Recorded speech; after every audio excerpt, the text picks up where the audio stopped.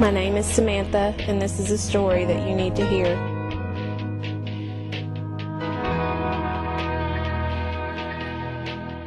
From the time I was little, my mother was a single mother.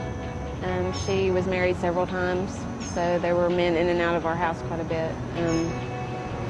There was abuse due to the different men that were in our house that happened to me, happened to my sister, and I just felt like we never had a voice to speak up for ourselves. No one would ever hear us. When my sister, it happened to her, I was old enough to speak out for her, so I had the opportunity to do that, and once I got that in my blood, it was just there, and I've always had a passion for it. Children who have no voice, it's somebody needs to speak up, and I just feel like God's put that on my heart, and that's what I intend to do. It's just important to me. I think about it every day. I feel my role in this ministry is to inform people about the need, to help them equip themselves, through training and through support, gathering people within our church family to be a family and to help them out and to support what they're doing.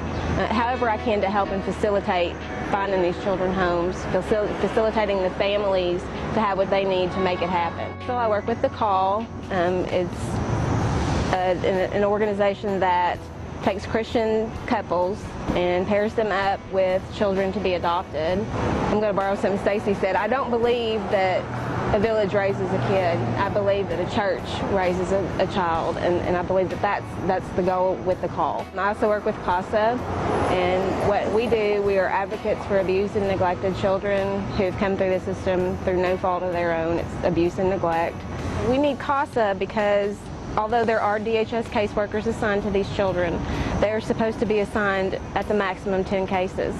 They usually carry a caseload of 40 cases, and that's the norm. And a case can consist of one child, or it can consist of up to however many children are on one case, however many are in that household.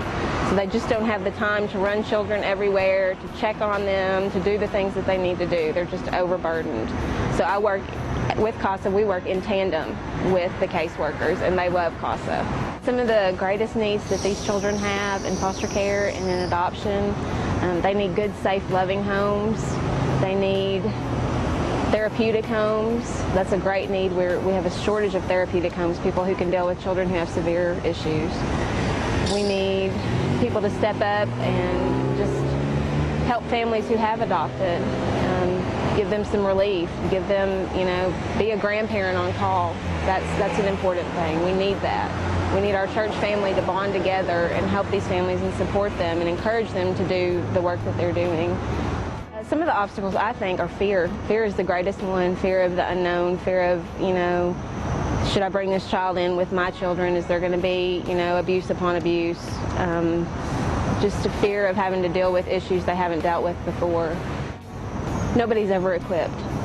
I'm a mother twice over, and I was not equipped for either one of my girls.